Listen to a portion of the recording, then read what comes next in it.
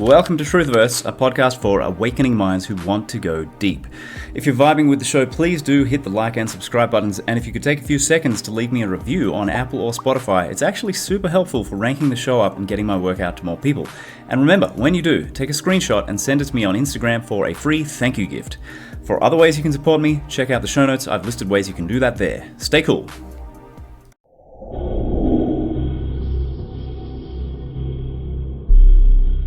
All right, ladies and gents, welcome to this episode of Truthiverse. I am joined by Petra Liverani, who is a fellow Substack author. She's on there doing a thing with primarily, it seems, PSYOPs. She's heavily focused on PSYOPs and dismantling them, demystifying them, educating the public around what they are, what they look like, how they work, and the methodology associated there. So I'm going to let Petra, she's a fellow Aussie, she's in Sydney, where I grew up, and I'm going to bring Petra in and let her give her own self-introduction, tell us a bit about herself and a little bit about her background as well. So, Petra, thanks for being here. And can you fill us in a little bit about what it is that you do? What's your focus? And, how did you get here in the first place? Well, okay, thanks, Brendan. I grew up in Wollongong and my mother was Scottish and my father was Italian. And they were both pretty skeptical people. And my father's catch cries when I was growing up were propaganda and any event that happened bad around the world, a coup of a government or in South America, he'd always say it was the CIA, as if, well, of course it was the CIA and you'd have to be an idiot to think otherwise. And I didn't pay much attention, but I always grew up thinking that you have to think for yourself and you can't trust what the authorities tell you necessarily. Not that you disbelieve them automatically or have zero respect, but just treat everything, think for yourself, basically. Yeah. And I had no idea really until 2014 when I was about 53. I watched the film JFK to 9/11, Everything is a Rich Man's Trick. And that started my journey. First I looked at 9/11, then I looked at Sandy Hook and, other events, because there were a lot of events around that time too. There were a lot of events, and also YouTube was not censored at that time. And so there were all these YouTubers doing their analyses, and some of them were very amusing. There were quite a few people out of Melbourne, actually. There was a guy called Anaconda Malt Liquor, and another guy, I'm forgetting his name. He used to match the music to the video really, really well. And very sadly, that guy, Woodrow Wobbles, he called himself. He died, and all their videos disappeared. And I think they're on Discord now. I think that, but it's just not the same as in those. Like 2014 to 2017 was kind of the heyday of these videos. And there were all these events like the Manchester bombing and Westminster Bridge and London Bridge. And I think Charlie Hebdo was around that time. There were a number of events then. But there's still lots of events, but it's just not the same. Yeah, okay. So that was where you kind of really dove into the deep end of PSYOPs and what they look like, how they operate. Yeah, but I mean, I've learned so much since watching. I mean, I do wonder sometimes if the filmmaker is controlled opposition, because there's certain, he didn't really get 9/11 and JFK completely right, and he didn't mention revelation of the method, which I learnt 2 years later from Ola Damagard, another analyst, which is a very significant thing. So, and I mean, I've been studying 9/11 for 10 years, and I learnt something very new about it only 2 weeks ago, which was all out there by other people. So Clues Forum is really info, which is run by Simon Shack. They're probably the biggest experts on 9/11, but they have a forum style. So somebody will put a post and then, there's pages and pages of sort of in the thread.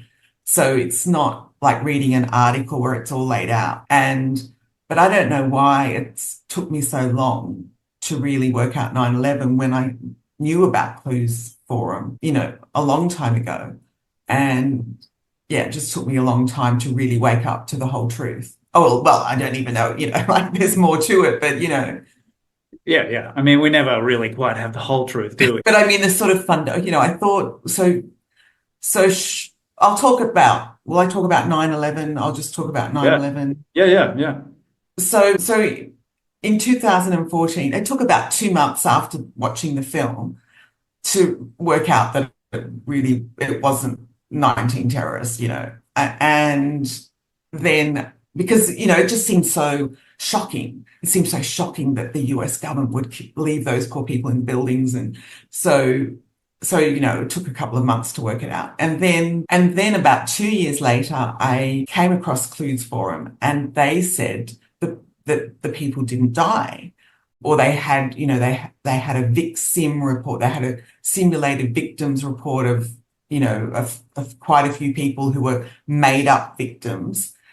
And at that time, I thought, well, okay, I can see that they're fake deaths. The planes were obviously fake. The passenger airliners were faked. I mean, it could be that they had something flying around the World Trade Center, because I know someone who was there and he said he saw a plane. But the passenger airliners obviously didn't crash into the buildings.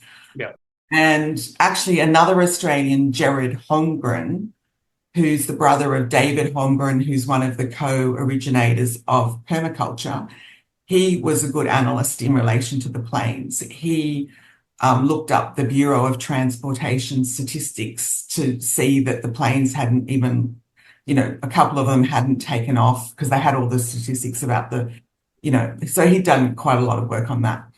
Anyway, so the planes didn't crash. So I knew that obviously some deaths were faked. Yeah. But I was still in the thrall of some of the propaganda that there were loved ones of people such as Bob McIlvaine and the Jersey Widows and April Gallup.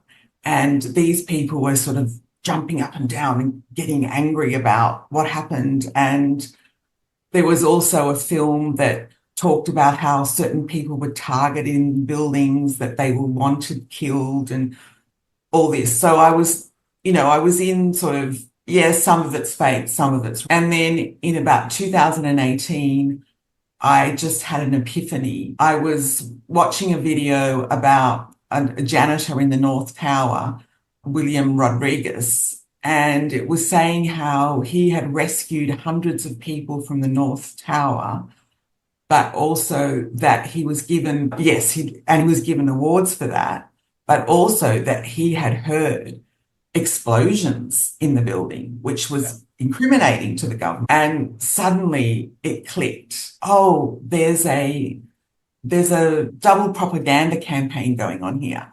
They've targeted they know that 10% or so won't believe their story, and they have targeted that 10% who aren't going to believe their story with special propaganda to make them to keep their belief in the death and injury.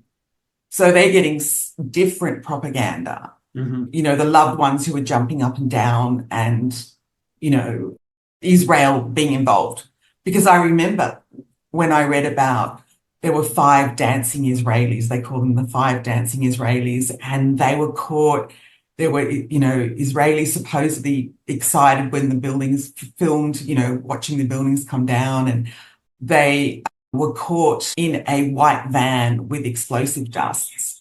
And I thought, oh, Israel did it. I mean, they got outsiders. They didn't get US citizens to do the dastardly deed of killing those poor people. They got Israeli, outsiders, Israeli citizens, but of course that is so ridiculous, like as if they've got a roadblock set up to catch people, with explosive dust in their van. So, and then I realized, well, it's a demolition job. Right. And they told us that Controlled Demolition Inc. was the company who was 11 days after 9/11 presented the cleanup plan for the World Trade Center, and CDI achieved 3 world records in large building demolition projects in the 3 years before 9/11, 2 in 1998 and 1 in 2000. So I think that CDI had a lot to do with the demolitions at the World Trade Center. And we also can see that they are involved in the propaganda to say that it was thermite. Because what they've done for the buildings is they've pushed out multiple streams of propaganda to say different methods were used to bring the buildings down.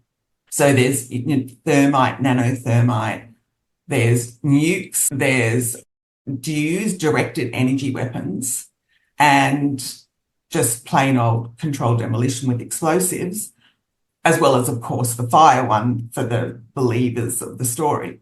So there's 4 methods for the disbelievers. And they've pushed out different propaganda for all those different methods, including controlled demolition. Even though I think it is controlled demolition, they still pushed out propaganda for it as well, because propaganda can actually be truth.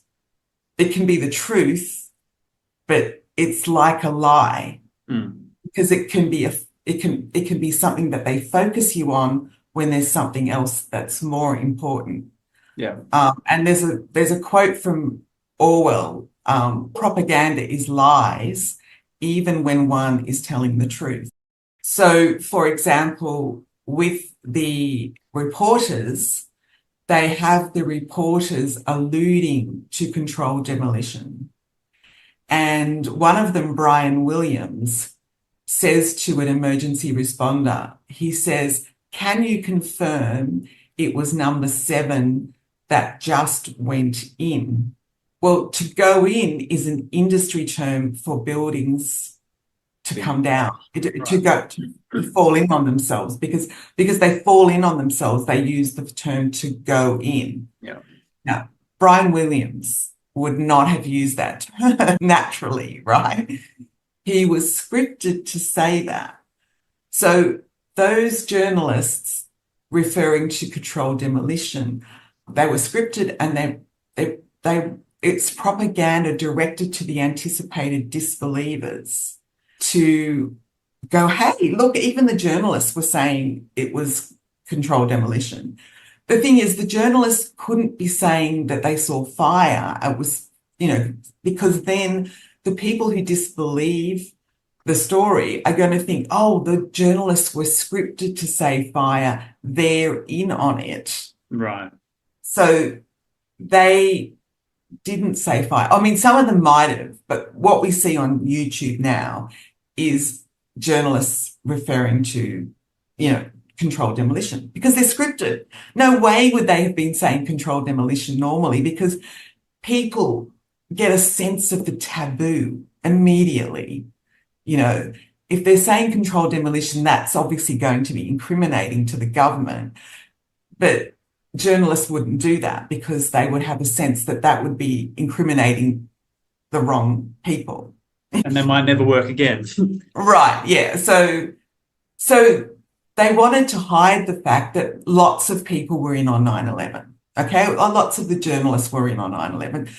Brian Williams is a member of the Council on Foreign Relations. All right, Cynthia McFadden, there's a lot of journalists who are in the Council on Foreign Relations, and Well, yeah, and we know that there were people who were forewarned, don't go to work this day, all that kind of stuff. So obviously there was definitely a network of people. That's propaganda. Okay. Well, let's talk about why that's propaganda, because that fits the narrative that you're sharing as well at the same time. So it's this truth and lies kind of weird dynamic. Let's pull that apart a little bit, because we had this circulating, right? Don't go to work, there's going to be an event, blah, blah, blah. This is more propaganda. And then I wanted to ask you, if we can hold that thought for a second, when we're talking about the controlled demolition side of it, the buildings being brought down by demolition, which you're saying you think is what happened.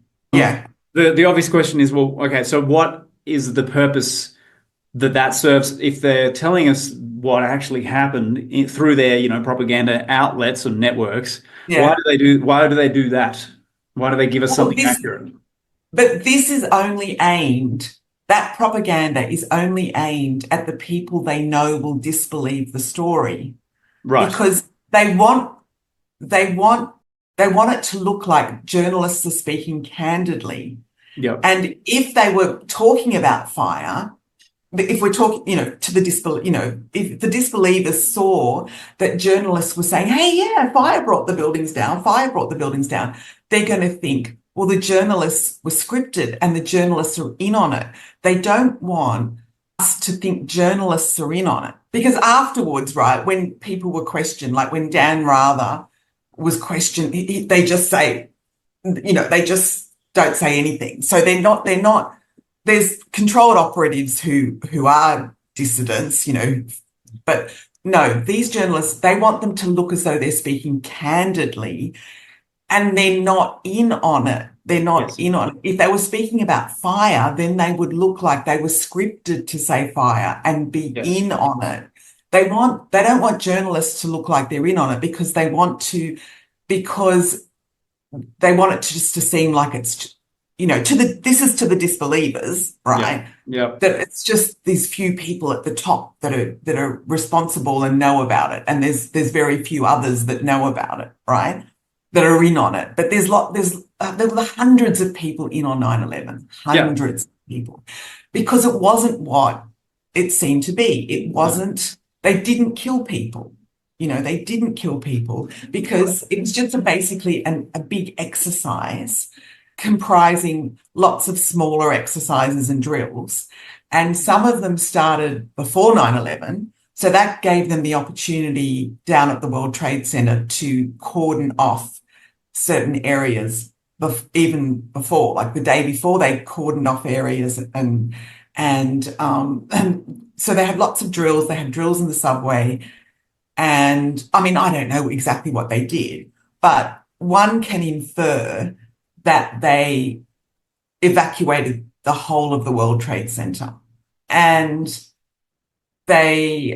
because like the thing is, the big difference between 9/11 and COVID is that you can propagandize thousands of health professionals, propagandize and coerce thousands of health professionals to inject people with toxic substances on the basis of 200 years of Yep. propaganda, medical fraudulence, the notion that vaccines are safe and effective, so you can do that. But you Yep. can't propagandize demolition professionals to leave people behind in buildings for a terror story, Yep. right? That's not a thing, right? You can't say, hey, we only want people to believe in the deaths. I mean, it's just a terror story. It's not, they don't want to kill people. They want to kill people now, obviously, but they didn't want to kill people then. So my rule of thumb is if they tell you people have died, they haven't. And if they tell you they're saving people, they're killing them. I mean, that's, a gross, generalization, but, it's kind of true, right? Things are usually, yeah, the 180-degree opposite of what they say. That's Usually. right. Yeah. Yeah. Yeah. Like, well, So, there's this new, virus on the loose. Well, no, there's not. yeah.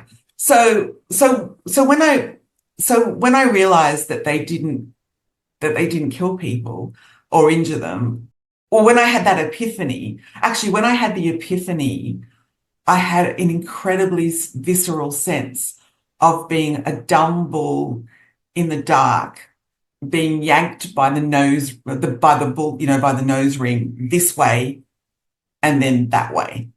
It was a really visceral sense of being a dumb bull. But then I laughed and I thought, oh, that's so clever. They've got, they've got these the believers and the disbelievers separately, but both of them to make them believe in the real death and injury. And then I realized after that, I thought, okay, so in PSYOPs, they do what they want for real and they fake the rest, because that's what a PSYOP is. It's about making you believe things that aren't true. Yeah. So they're never going to do something for real unless they want it for real, because they want to dupe you. I mean, the way it works is it's got to work on dupery. That's really important. And so when I've tried to tell people that they didn't kill people, they say, oh, they wouldn't care about the people, about killing them. And I'm kind of like, yeah, well, I never said they did, no one's saying they cared about the people. We're just saying they didn't kill them because they, other reasons. And they say that they would have killed them for greater impact. No, that isn't how propaganda works. It's like a horror story, a horror movie. You watch a horror movie, that works, that terrifies you, doesn't have to be real. Right. I think they actually, there's something different when they fool you. There's something different in the psychological impact when it's not real. There's something different about it that they prefer, and they certainly don't need it. And so the two things about killing people in these operations, apart from COVID, where they actually are deliberately doing it, they want to do it. Yeah, with the injections, I assume. With the injections and the other measures, the remdesivir and all those things during the the intubation on the in hospital beds and all that sort of stuff. Yes, that's right. Yeah. So with 9/11, so most of the time with these events, killing people, that they don't want to do it because they only want you to believe it, but also killing people for real is not practicable. It's just not. It's not practicable in these kinds of events, and especially 9/11, because you've got because you've got to involve people. You've got to involve emergency responders, police. You've got to involve these people, and you have and crisis actors. You have all these crisis actors, so you've got to be able to, and they do them all the time, right? So you've got to be able to tell people, hey, we don't kill people. You've got to reassure them that no one's getting killed. So it's just impractical to kill people, and they don't want to do that. They want to dupe you. That is what they love, to dupe you. Right. So, yeah. Yeah, no, I mean, I want you to pull on that thread or just continue that thought, because I agree with you completely on that. There's something, particularly when you're dealing with like the satanic networks, there seems to be this theme of they really enjoy putting one over on the clueless masses and having a laugh at their expense, kind of thing. Yeah, the clueless masses and the people who don't believe them. Right. They love to fool them as well. Yeah, of course. Because they want to fool all of us, not just the masses, the people who don't believe them as well. I mean, they treat us all as a mass, right? So whoever we are, whether we believe them or we don't believe them, we're the masses, right? And they target us differently. So after I worked out 9/11, got the truth that, that nobody died. Oh, another person that was saying that is Fakeologist. Fakeologist is another website, fakeologist.com. So cluesforum.info and fakeologist.com, they worked it all out years before I even got there. Like around 2009, they worked all this out. And for some reason, I didn't get there till much later. And then other people have never gotten there. They're still not there, Anyway, so then I thought, after 9/11, I thought, okay, well, those other events that are, hinted at as being false flags, maybe the same thing happened with them. So Pearl Harbor, the Bologna Station bombing in 1980. I don't know if you remember that, but because my father was Italian, I sort of remembered that, Right. So there was a bombing at Bologna Station. There were a lot of bombings in Italy, actually, around that time. It was called the period of tension. And it was the Operation Gladio, and there were a lot of Americans in the US, I think, at that time, And so Operation Gladio, the anthrax attacks after 9/11. And so I looked at all those three, and Pearl Harbor was very much a faked event as well.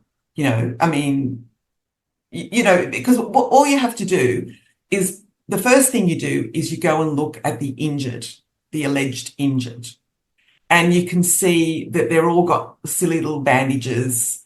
There's nothing wrong with them. I mean, for 9/11, if people were injured by the destructions of 110-story buildings, they're going to be maimed. They're going to have serious injury, but they're not. They've just got bandages.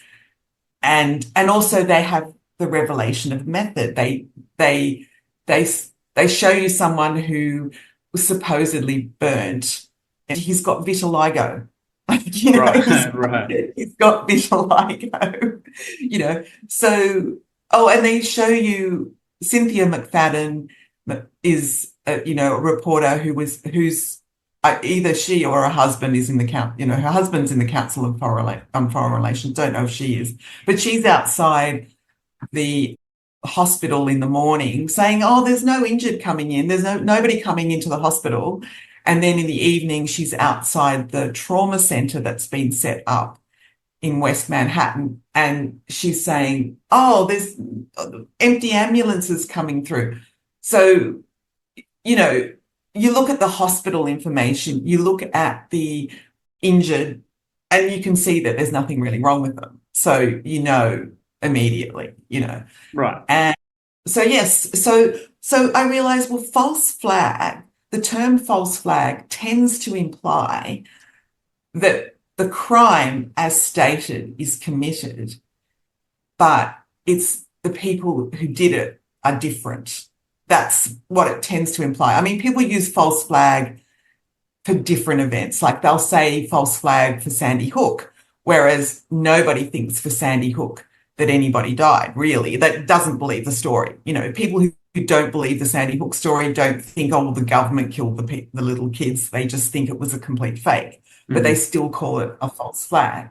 But generally speaking, that term false flag has this sense of the crime is committed, but by different, by the people who are making the accusations, not the people who are accused. Whereas it's all PSYOPs. There's no such thing as a false flag where the actual crime is committed as stated.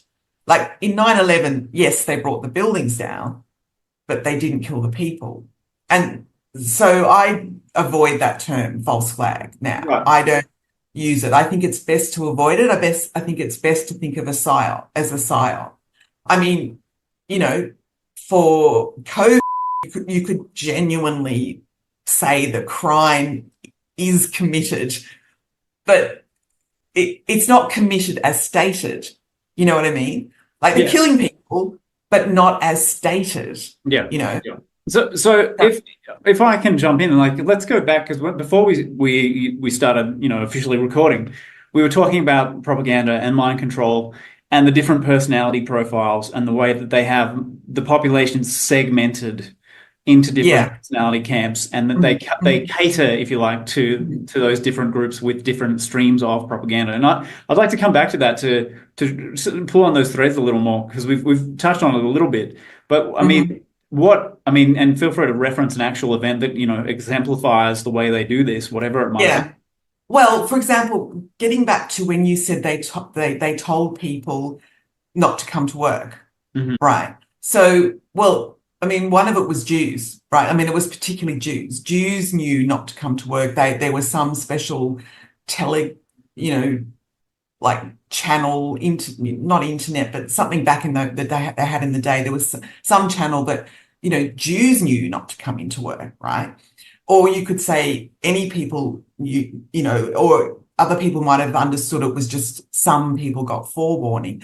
Well, the reason that we're told some people got forewarning is to make the disbelievers that selected people were spared death and injury, right? Selected people. But Everyone was, because they evacuated. If there were people in the buildings, they were evacuated before it happened. I'm sure they minimized the number of people going into the buildings, but so yes, so there's so much propaganda for 9/11 to the anticipated disbelievers. I mean, they make their story completely ridiculous, right? So they know people are going to disbelieve it. I mean, that is anticipated.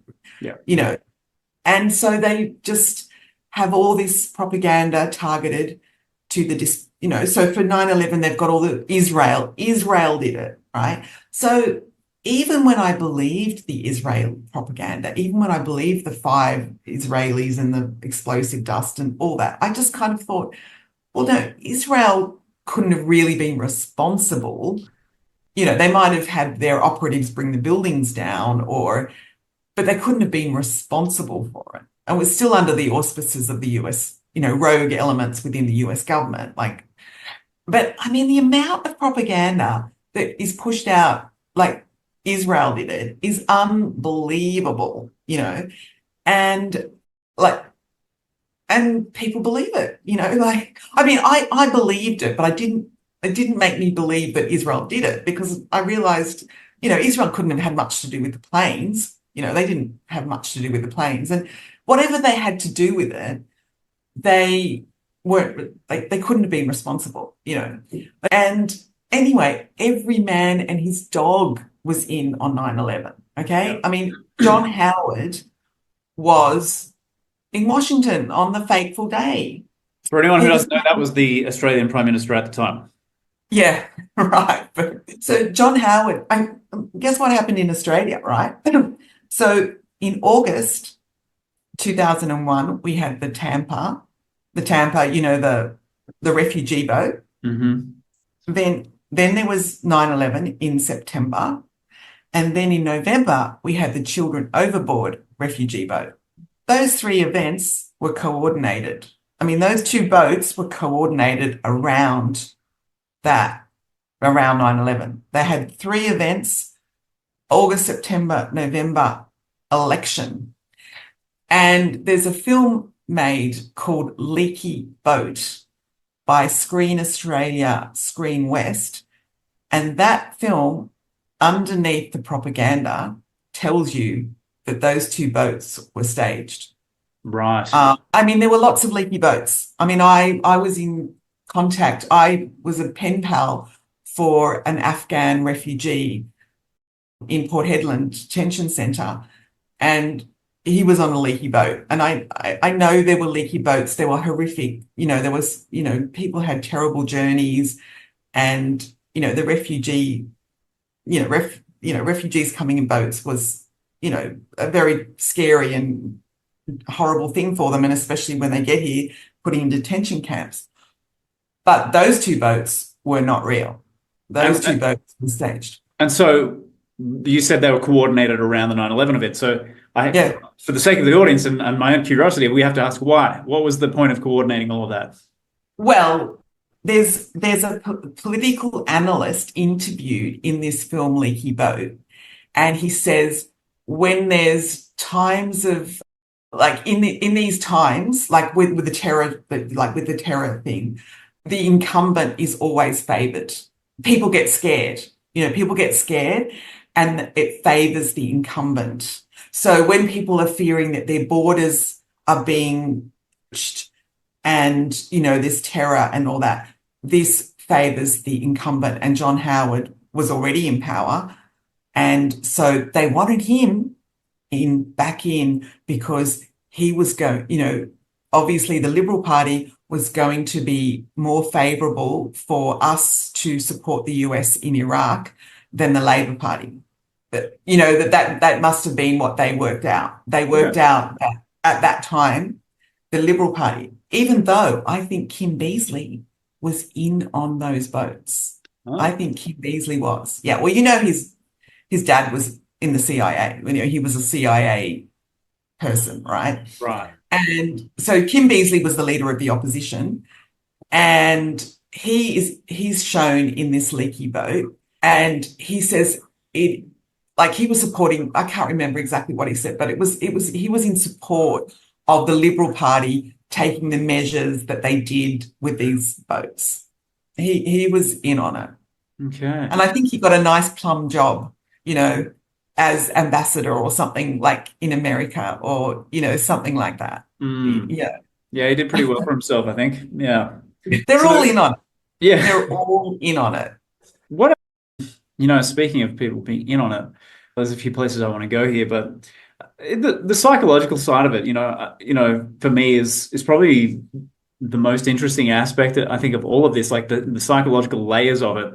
Do you have, say, for the different types of people, the different types of disbelievers out there, do you have names for different groups or subgroups of the population? Or is it just more of a something you've noticed there's different dynamics, different streams of propaganda for different people? Like, for example, like if we look at COVID, right? We had the obviously the mainstream narrative, which we know is complete horse poop. And then the second tier or the backup narrative was the gain of function. Something got out, which is obviously designed to reify the ludicrous, that it happened and the people died and all this sort of nonsense. Now, and then the first objection is obviously people go, oh, people were dying and I was sick and blah blah blah. But the point of that was to reify the idea of the pandemic and that the thing was happening as their narrative suggested, which we know is absolute garbage. But when we look at that, like the mainstream narrative, okay, so the normies buy that. Then you have the gain of function for the people who are a little bit more clued up, a little bit more skeptical, and then whatever comes after that. Like, are there names for this type of stuff, or how do they have an approach that you've identified, or that you got a framework of your own? Actually, it probably would be a good thing to work out names, try to identify groups. I mean, the thing is, because what I learned from 9/11, as soon as COVID hit, I knew immediately there was no virus, not because of any knowledge about viruses whatsoever, or that people were saying that viruses had never been proven to exist. I knew none of that. I still believed in vaccines. I was still very conventional, medical wise, even though I was open to alternative stuff. Yeah. But I just knew immediately there wasn't a virus, only because I'd learnt from 9/11, they do what they want for real and they fake the rest. Right. And I knew they didn't want a virus. They only wanted us to believe in one. And it wouldn't have been, even if viruses existed the way I thought they did, it wouldn't have been practicable for a virus. You know what I mean? Even if they existed the way people thought they did. So I knew there was no virus. And then I knew that they were going to have streams of propaganda to bamboozle the disbelievers. So as soon as I heard biolab, I knew that was propaganda. Yeah. And, the other propaganda is, well, there is a pandemic, but the measures are wrong, Yeah, yeah, yeah. So, but I mean, a friend of mine, as soon as she heard the biolab, she believed it, And I'm like, so like dumb people, I shouldn't call my friend dumb, but like, I mean, I don't know. There's a sort of a gravitation to the second level propaganda, whatever it is, Mm. there's the people, they kind of, like to be a good analyst of PSYOPs, you need to be able to turn your thinking just like that sort of thing. Like we anchor in belief, right? I mean, that's a cognitive bias that we tend to anchor in beliefs. The first thing we hear, we tend to believe, Yeah. And if it's not the first thing and it's the second thing, then maybe the second thing we hear is the thing that we really anchor in. Yeah. That's just human nature, to anchor in belief. I feel like also with that, part of the reason for the success of these types of strategies is because people inherently have a tough time grappling with the possibility they've been lied to on that level, that scale. Like, so even the people who are kind of like in the truther crowd with a superficial understanding of, say, health, medicine, whatever, they go to the tier two narrative of gain of function, lab leak nonsense, because they still can't get their heads around that the level of deception is so intensive and so monumental. That seems to be a part of it anyway for me.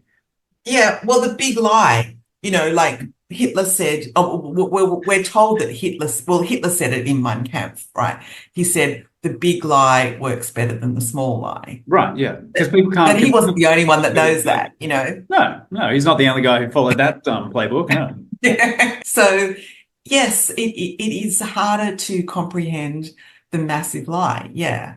And so people anchor in their beliefs. Mm. And and the thing is, I think we all do. It doesn't matter who we are, it doesn't matter, we do, but I always I tend to allow for something else. Like I'll park it. I'll go, oh, okay, really? Is that really? But I won't say no. I won't immediately go, no. Look, you can park the idea and come back around to it. You know what I mean? But people people are just not intellectually honest. They're not intellectually honest. They don't follow the rules of critical thinking. Yeah. And I do as much as I possibly can. I follow the rules, and they just don't. They just don't do it. Yeah. Most people, they're not and another thing is you kind of have to be, how they say it takes one to know one. You kind of have to be a bit like those in power. You kind of have to think a bit like them. You have to have a sense of ruthlessness. Mhm. Like you can't get all caught up in little babies with blood on them. Like in Giza, I think, I admit that I just don't even look at it because I just think, oh my God, I don't want to have to try and figure out what's true and what's not. Yeah. But I know that they are faking some of those babies, some of the children they've got, there's an analyst on BitChute, he's called Fake Nukes. That's his channel, Fake Nukes, and he analyzes these children, these videos. And it's a horrible thing to do. Mm. He's a good analyst, but he's a little odd. And I think he thinks that Hitler was a good guy. So I don't understand that. But he's very good at analyzing these Giza videos. And they're destroying Giza.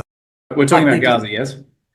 oh, Gaza. Sorry, Giza. Yeah. Gaza. Just- Sorry. They're destroying Gaza. yeah. But Okay.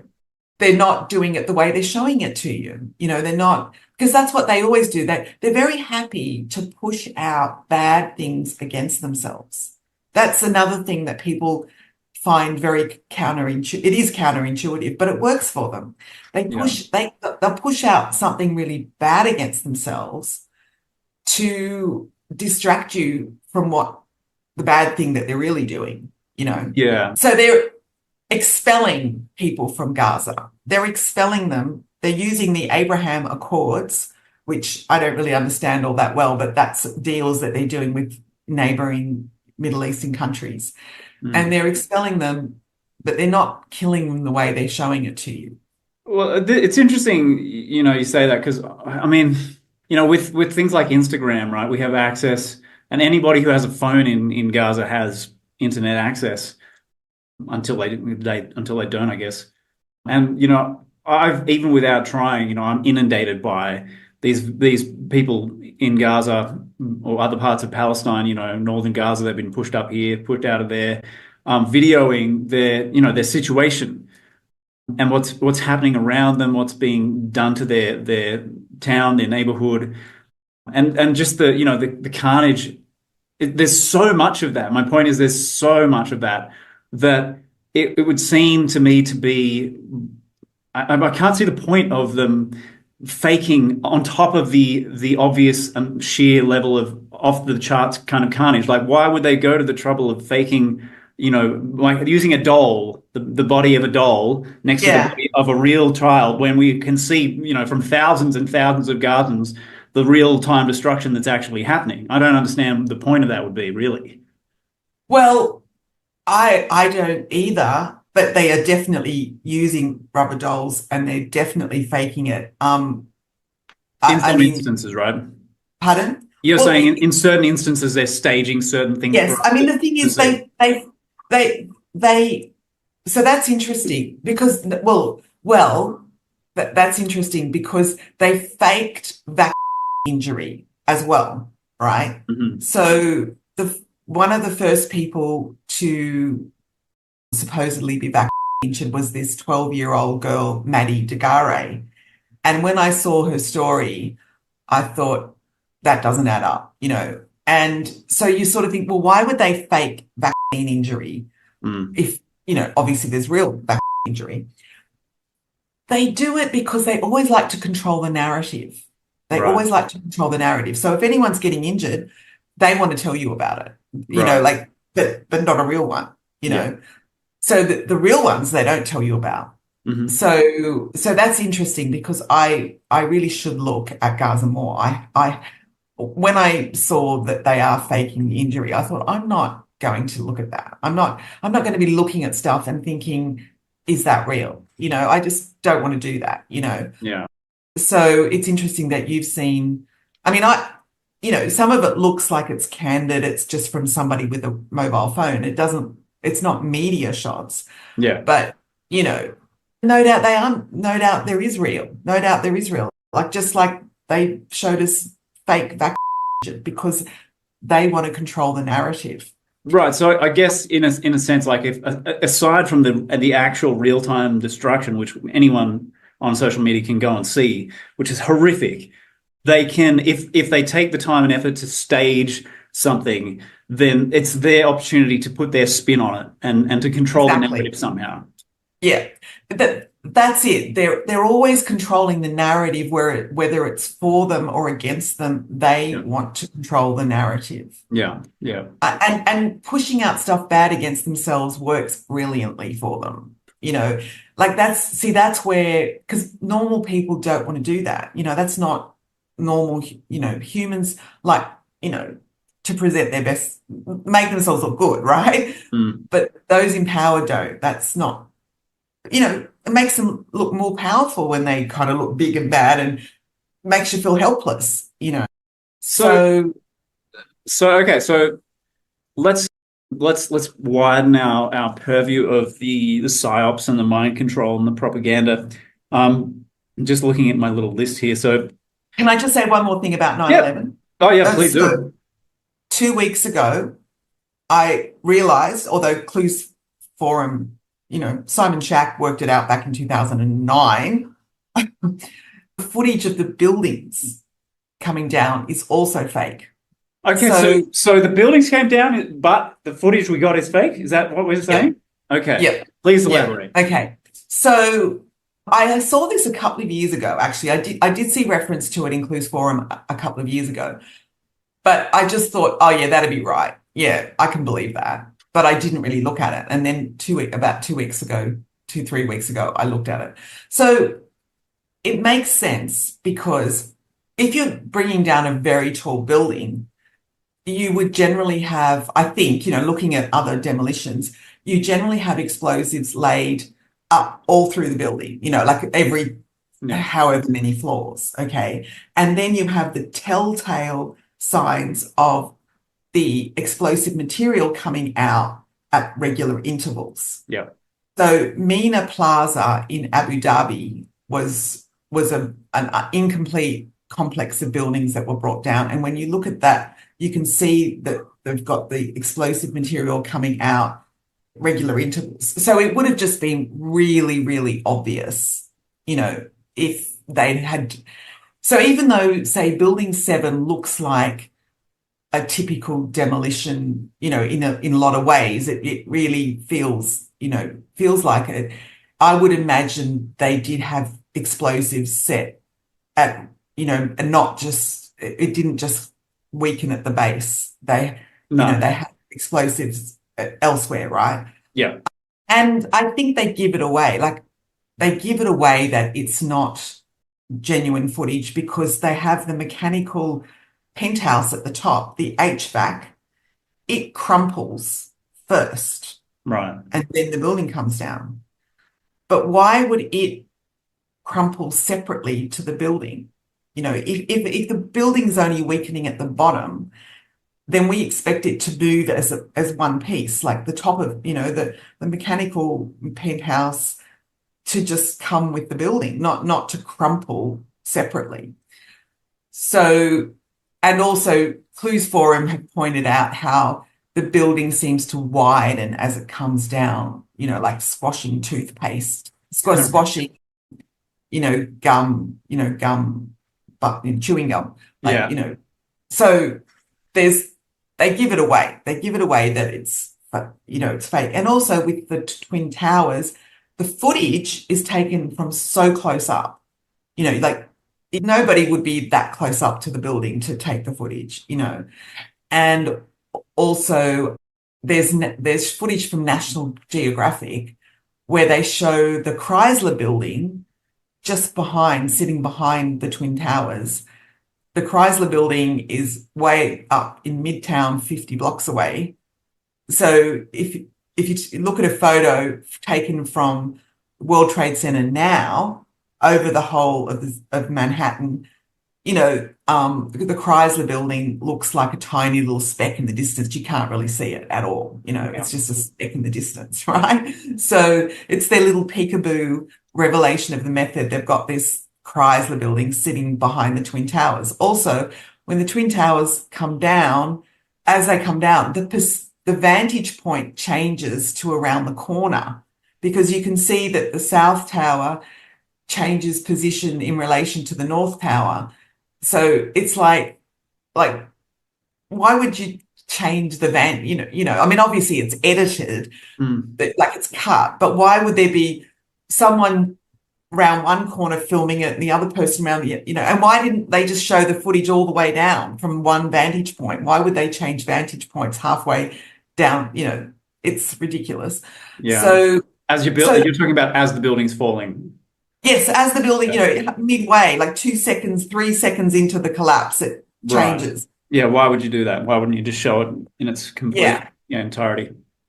So I can see reasons why I would think that they actually toppled, so that it looks like they're coming straight down and the debris is going out in a radius all around the buildings, right? But to me, they wanted to destroy the whole of the World Trade Center, and if they evacuated it, which I'm sure they would have, right, the whole of the World Trade Center, they would have tipped the buildings into the center rather than having to worry about a much bigger area, because, if they were doing it radius, in a radius sense, So if you look at the Mina Tower, the tallest one, when it comes down, they actually bring the top of the fort, the top stories, they bring them down and they topple in a certain direction, Mm-hmm. So I would have imagined that they would have toppled those buildings into the World Trade Center, and they wouldn't want you to see that. No. They wouldn't want you to see that. So dupery works better. It just works better, Yeah. So, Do you think when they had, I remember Larry Silverstein being on camera and saying, we made the decision to pull it. Do you think that's part of the propaganda strategy for the disbelievers? Yes, but it's ridiculous because he never would have said to pull it. Right. You know what I mean? Like it's not a slip of the tongue. No. So it's propaganda, but what we really know it is just revelation of the method. And right. they're just giving it away. But the thing is, it's not like it would have really happened, Yeah. Do you subscribe to the point of the revelation of the method being that, these networks they believe that they have to tell us what they're doing to us so that they're sort of karmically free or liberated from the consequences, so to speak? Or do you have a different take on that? Well, I mean, they can believe that themselves, Yeah. and they can say that. But the thing is, if it didn't work, they wouldn't do it. And, if people went, hey, then they wouldn't do it, right? And secondly, I think it actually works better. See, that's the thing. It's not just that they can get away with it. It actually works better because when people agree to nonsense, as soon as you give them a bit of nonsense and they agree to it, they've kind of dumbed themselves down. Mm-hmm.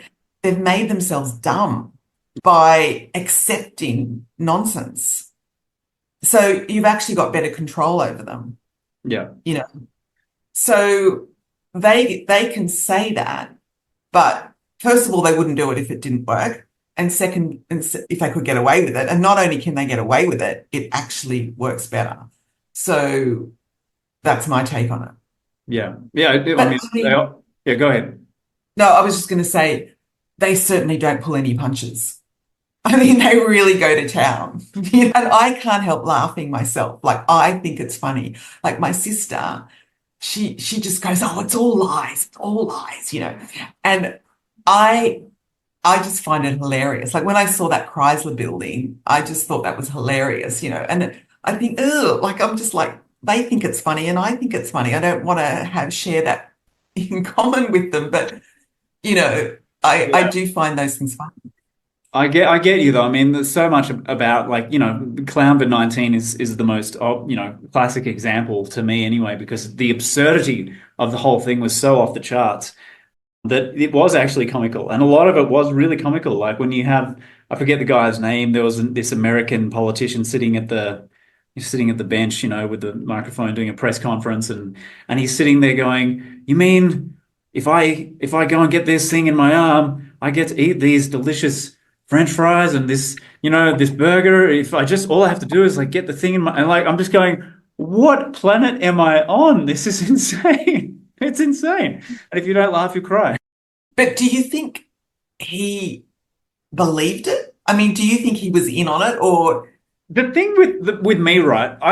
I think that a lot of the people in the system are as gullible and stupid as the people outside the system. Like they are just the dumb people who went through the levels of the system, getting groomed in this thing or this line of work or that line of work. Like politicians are some of the most brainwashed, brain dead people on the planet. I mean, it's very possible he believed what he was saying. Like, I mean, he might have thought he might have known that it was a lie or incorrect or whatever, but it's so plausible that so many of these low level people are actually just as fooled. Like the medical profession is so duped. They're so duped. They honestly think that injecting that stuff is helping people and helping themselves. I mean, anything's possible. yeah, that's right. And yeah, and yes, I know. I keep looking at how they're still recommending the vaccine, and I'm kind of like, what? I just can't believe it, you I know. know. So yeah, with 9/11. So I mean, but so I what I don't understand is why it took me so long to get that the buildings were faked when it's there on Clues Forum. I've looked at Clues Forum. And I did actually even realize that 2 years ago that it was said about the footage that it was, faked. But that's kind of it's just interesting how information can be so readily available Mm. and you know, and then when you try to tell people, like if someone had sat me down and said, "Hey, the footage was faked," then I would have gone, "Yeah, okay," and you've explained it to me, I get it, right? But you sit down and try and explain they didn't kill people on 9/11, and people just refuse. They just refuse to. They're anchored. They're Yeah. anchored in that belief that the dastardly US government, the cool and cold-blooded left those poor people to die in the buildings, And so, It really makes no sense. Pardon? right. When we see stuff like, there was footage of people, jumping from floors out of the buildings. Yeah. So you're saying this is all fake. This is staged. What's going on with Yeah. this stuff? CGI. Yeah. CGI. Yeah. Okay. I mean, I believe that level of Or technology they is threw, possible. you know, dummies or whatever. Yeah. Yeah. Yeah. What about? I mean, like there's a part of me that's always got in that I've got that voice in the back of my head going, there could be someone watching this going, I lost somebody that day, like, you know, or what are you talking about? Like, and I wanted to ask you, there's like that memorial kind of shrine at at Ground Zero, hundreds and Yeah. hundreds of photos and Yeah. all this sort of stuff. So what do you make of Yeah. that type of thing? Well, I mean, the thing is, I think people genuinely believe that they lost people on that day, right?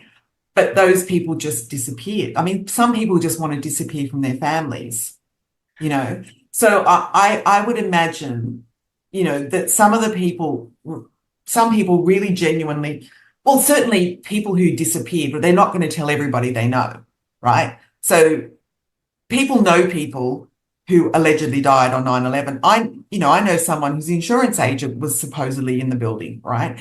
And I don't believe it, right? And I know other people who know people, they know people who allegedly died. And in other events in Australia, like there was a bus accident in the Hunter Valley, and that looks completely staged to me. And I know someone I know people who went to people's funerals, and that doesn't make it real, you know? So, So I'm curious because, if we're talking about the 9/11 stuff, like, and we know that there are at least people who, like you said, have said, I've lost somebody that day. If that person, is not there anymore with them, but you're saying they weren't in the building, I mean, how are they disappearing? It seems a bit kind of, how are they disappearing? yes, how are they being made to disappear? Because I've got this other tangent going about Rebecca, what's her name? I've forgotten her last name. She wrote like a fictional series about 9/11 where she was encoding her research into this sort of fictionalized narrative, but trying to like truth in fiction, right? Rebecca, it'll come back to me. Roth or something like Roth. Yes, thank you, Roth. Yes, yeah. She's controlled opposition agent. Yeah. Okay. Right. But getting back to how do we make these people disappear? It seems like a lot of people disappeared coincidentally on the same day, and we're saying that they weren't in the buildings. I'm not going to want to put this case to the families, like, you know what I'm saying? Well, I mean, I would say most of the the families that they show us, they're all actors, right? They're not genuine families. We know there's definitely actors and crisis actors, so I'm not going to deny that. Yeah. Yeah, right. So, well, I would just say that if someone genuinely lost someone, like the person disappeared and didn't tell them, I just say, well, I'm sorry, that person has just decided they want to disappear from you. I mean, there's the comedian, he's an actor and comedian, Greg Fleet in Australia. I think he's originally American, but he's based in Australia now. His father faked his own death. This is separate to, he faked his own death and he believed he was gone. And then he turned up, 10 years later, and he hadn't moved very far away, actually, So, I mean, all I know is that for the Challenger disaster, which was another PSYOP, all the people are still walking around with their same name. Right. Yeah. And the funny thing is, the fact checkers have said, oh, no, they're not the same people, right? They've shown the photos and they say, oh, they're not the same people. But they clearly are the same people. They've got very, and there's 6 of them that are still alive. I think there were 7, and there are 6 that have been identified as still alive, same people, same name. They didn't even bother to change their names. Right. So, they don't care too much. So with 9/11, there's witness protection programs, right, for people that need to disappear, and they can have things like witness protection programs, and they don't even have to worry too much. I mean, with a witness protection program, you really want to make sure that the person who might want to, kill you or whatever can't find you. Whereas if you've just been a crisis actor, if someone sees you and still alive, what are they going to do about it? Yeah. Hey, police, this person's still alive. Go to the media. I mean, there's nothing they can do, right? No. So, and I know someone who, like, this was a very minor incident that, I'd never heard of it in America, where a woman was supposedly killed by a car bomb. And he said he looked her up and found that her name was still in the phone book years later in the same area. So, Yeah. And, I got to acknowledge at the same time, I talk about, these families and whatever. At the same time, I only have the secondhand information that's been presented to me through, I guess primarily controlled media outlets. So I don't know to what extent any of that's legitimate or real or not real. It's obviously it's part of the narrative that there were 3,000 people I think died and therefore hundreds of families affected and all this sort of stuff. I can't verify that personally, but I see these images and parts of the story. It's like, Well, okay, let's talk about the memorial stuff. How much of the memorial is legitimate versus staged by crisis actors and people who, are part of this, or whatever the case may be. Yeah, it's an interesting one. I'm kind of like a little bit. That to me is more of a gray area. But I also, when you talk about the buildings not being brought down the way that they advertised. I remember seeing footage not recently, a while back, of the planes supposedly hitting the buildings, right? And you can see in the footage that as it's analyzed in slow motion and stuff, it actually is CGI. It's not. It doesn't look right. It's clearly there's Mm. stuff, physically impossible stuff happening as the plane supposedly, goes halfway into the building and not a single crack in a window, this type of thing, or the plane flies behind a building that it's supposed to be in front of, like there's glitches in the CGI that they've put out there. That kind of stuff is for sure. Yeah. Yeah, well, they don't try to make it real. This making it as realistic as possible is not their aim, at all.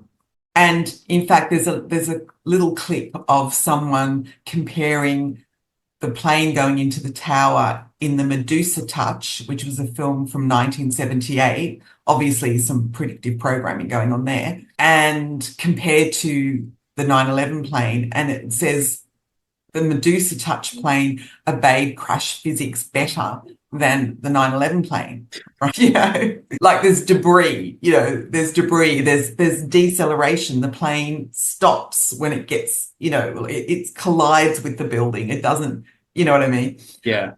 Yeah. So there's no attempt there's never any great attempt for realism. That's not what these events are about, Right.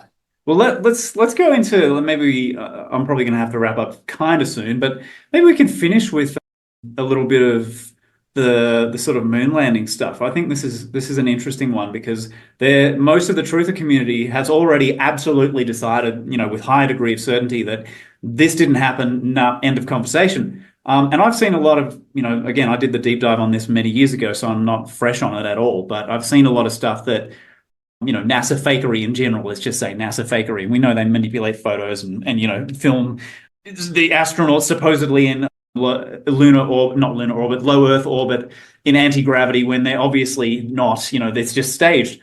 So there's a lot of fuckery and fakery that goes on, which I do not deny at all. But you're making the case, despite the overwhelming, zeitgeist in the truther community, that the moon landings actually did happen. So I want to have this conversation. Okay, well, after 9/11 and Sandy Hook, a disbeliever friend, he said, yeah, check out the moon landings now, and I said, okay. So I read Wagging the Moondoggie by Dave McGowan, which is kind of, the moon hoax Bible kind of thing. And I found it very compelling. Mm-hmm. But then I thought, well, I need to start looking at the evidence myself. So I started looking at the evidence. And when I got to the communications between the astronauts and mission control, I mean, just immediately, like I only listened to about 2 minutes of it. I just thought, oh, this is authentic. I mean, it just sounds so authentic. It's kind of boring because, you had to be there. Like, you could not get astronauts to sit around in a studio recording this sort of very kind of innate, it sounds innate. I mean, it's not. They're on the moon, but I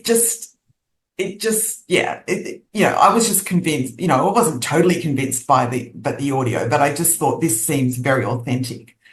And whenever I say to people who don't believe the moon landings, including my identical twin sister, they just wave their hand dismissively and, oh, that could be faked. That could be faked.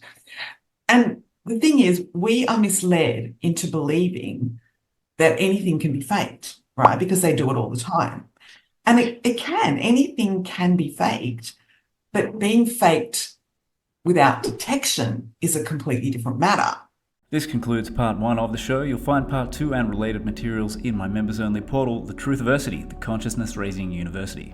This creation is the official home for all my multimedia research and entertainment content. Updated regularly, my members get access to absolutely everything I create, including full podcasts, videos, blogs, courses, audio files, live internal events, the whole enchilada. Grab yourself a free 24-hour pass at access.truthiversity.com.